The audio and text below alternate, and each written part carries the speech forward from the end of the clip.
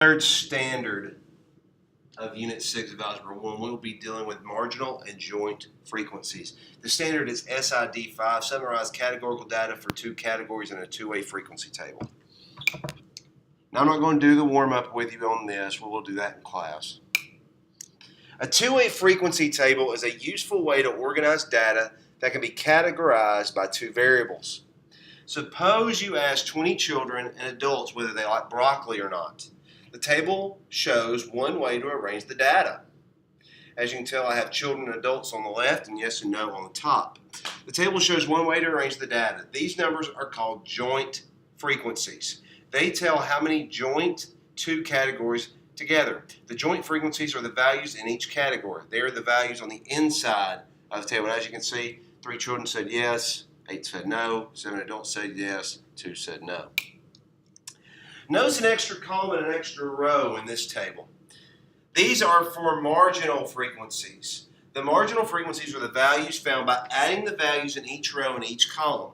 They are on the margins of the table. Now, I know a lot of y'all don't use a lot of notebook paper in class anymore, but when I was a kid, the number one rule that my teachers would always tell me, don't write in the margins. The margins are on the far left, far right, above, and below of the notebook paper. So on a table like this, your margins are the outside. These are the margins. And as you can tell, all we did was add 3 plus 8 to equal 11, 7 plus 2 to equal 9, and then we added these guys up. 3 plus 7 is 10, 8 plus 2 is 10, and 11 plus 9 is 20. And then you can even check your work. 10 plus 10, does that equal 20? Yes, it does. Your vocabulary. Joint frequencies are the number on the inside. Think about it as a joint.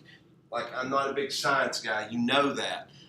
But joints are what make up our body, right? It's where our bones connect.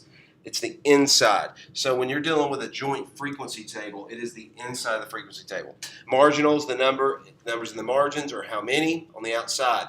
Joint relative frequency, a decimal percent found by dividing a joint frequency by the grand total. Marginal frequency, a decimal or percent found by dividing a row total or a column total by the grand total. The table below shows the results of a poll of 80 randomly selected high school students who were asked if they prefer math or English. Complete the table by completing the marginal frequencies as well as the joint and marginal relative frequencies. Okay, so relative frequency means we got to convert these to a percent. So I'm going to go ahead and do this number. All right, so let's go ahead and add up. 10 plus 12 is 22, 33, 41. Next, 12 plus 11, 23, 31, 39. My grand total should be 80. It is. Now let's add these up. 22, 23, 19, 16. Add all those up. I would also have 80. Now, I want to find the percent of 9th graders who like math. 10 out of 22, 45%, 12 out of 22, 54%. Now, you might say, hey, that's 99%. Yes, that is 99%. However, we are estimating here. It's going to be close because we rounded. It is going to be close to 100. So now we're just going to say this is 100%. Now I'm going to do it for 12 out of 23. And I get 52%. And that should be 48%. 11 out of 23.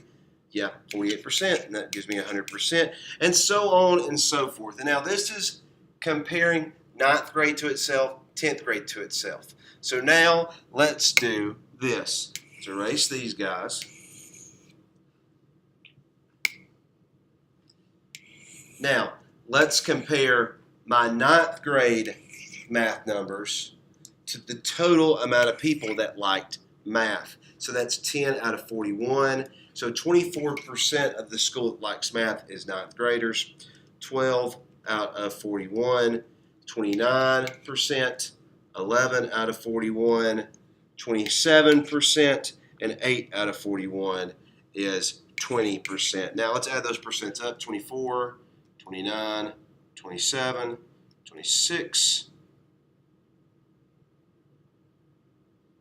20 rather. And I get 100%. That is correct. Okay. Now I can also compare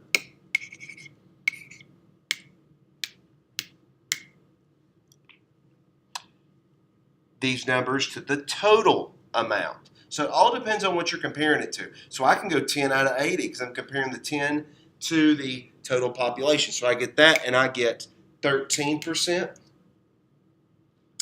12 out of 80, and I get 15%. 11 out of 80, 14%. 8 out of 80, 10%. Now I'm going to add those up. 10 plus 14 plus 15 plus 13, and I get 52%. Now, if I take 41 over 80, guess what? I get 51.25%, which is, I can approximate that to 52%. And I can do that for all of them. It's just what you want to compare it to. Okay? You can use a two-way frequency table to find conditional relative frequencies. To do this, you divide the joint relative frequency by the marginal relative frequency. Conditional relative frequencies can be used to find conditional probabilities. A sociologist collected data on the type of pets in 100 randomly selected households. Find the joint and marginal relative frequencies for the table. In this case, I want to just compare it to the total. The total amount of people, or pets rather, 100. So I'm going to compare all of these to 100. 15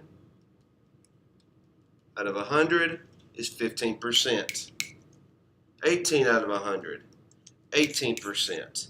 15 plus 18, 33%.